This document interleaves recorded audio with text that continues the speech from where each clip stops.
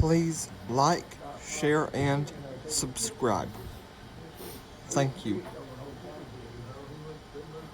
And I hope this helps you.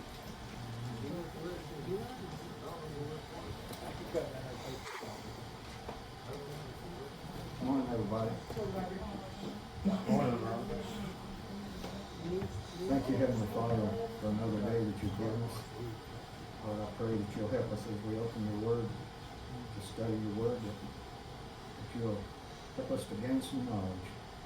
And I pray, Lord, that you'll bless each and every one that's here today, and the ones that can't be. Bless them too. These things I ask in Jesus' name. Amen. Since this is the week that we acknowledge Christ's birthday, I thought it only appropriate to look at a short summary of Christ's birth and his crucifixion, his ascension, and then his return. So we'll start off by going to Genesis, chapter 3 of Genesis.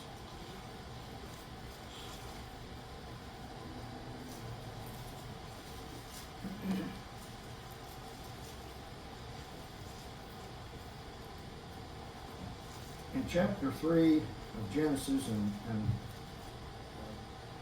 verse 15, this is after the fall of Adam and Eve. It says in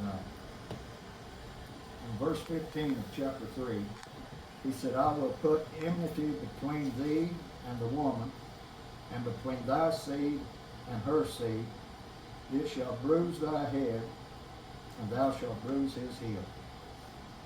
That word enmity means hatred, or to be an enemy or an adversary.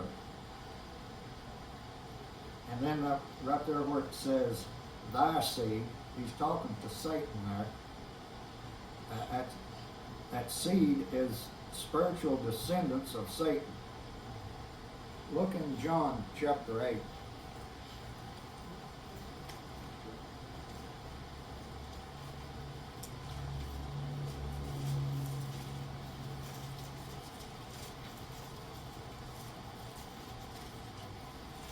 John chapter 8, verse 44.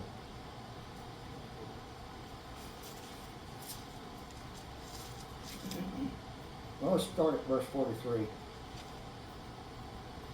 It says, why do ye not understand my speech, even because you cannot hear my word? It says, ye are of your father the devil, and the lust of your father you will do. He was a murderer from the beginning, and abode not in the truth, because there is no truth in him. When he speaketh a lie, he speaketh of his own, for he is a liar and the father of it. Go to Ephesians, chapter 2 of Ephesians.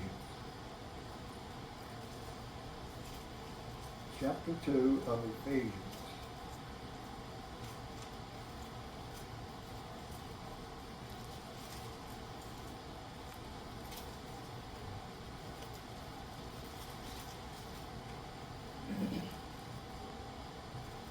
We'll start at verse 1.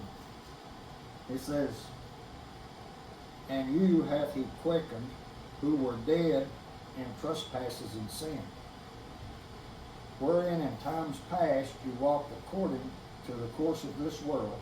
That's when you was a sinner.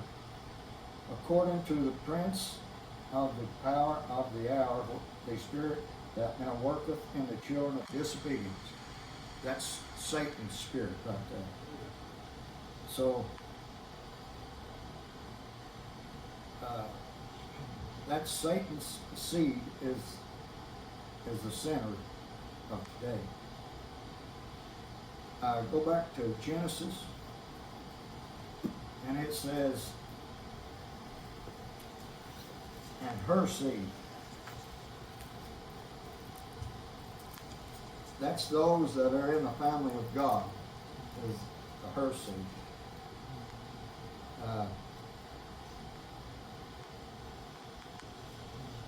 Namely, if you look at there, it says, and it. That word it separates from seed as many to seed as one, namely Christ. That's what it's saying. And then there's that word bruise.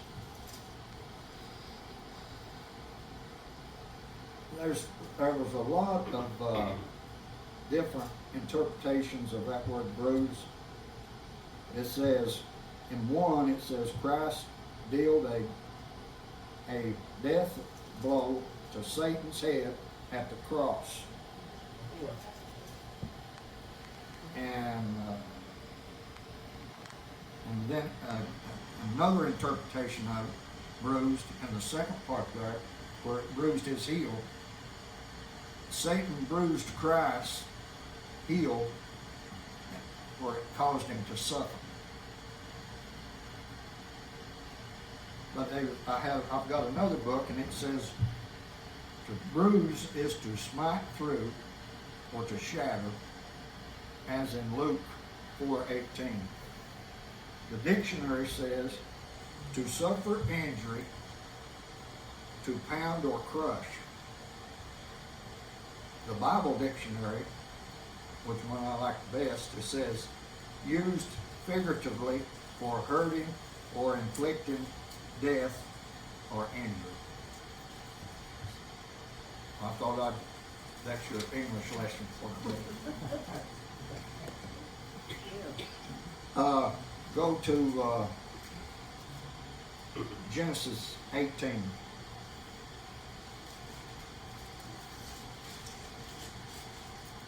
Genesis 18.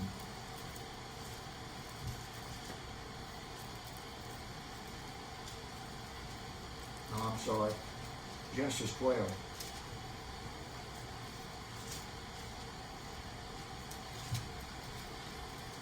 Genesis 12, verse 3. Look what God said to Abraham. He said, I will bless them that bless thee, and curse them that curse thee, and in thee shall all the families of the earth be blessed. That's implying there that the coming of Jesus Christ, because that's the only one that all families, Jew, Gentile, whatever, could be blessed is only through Jesus Christ. Look at Genesis 18, verse 18. Genesis 18, verse 18. It says, seeing that Abraham shall surely become a great and mighty nation, and all the nations of the earth shall be blessed in him. Again, that's implying that that's the coming of Jesus Christ. Go to Isaiah 7, chapter 7 of Isaiah.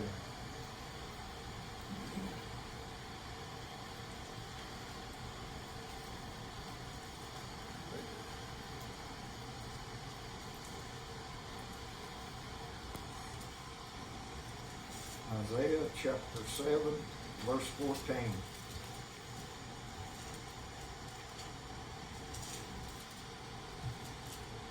He said in verse 14 of chapter 7 of Isaiah, he said, therefore the Lord himself shall give you a sign. Behold, a virgin shall conceive and bear a son, and shall call his name Emmanuel.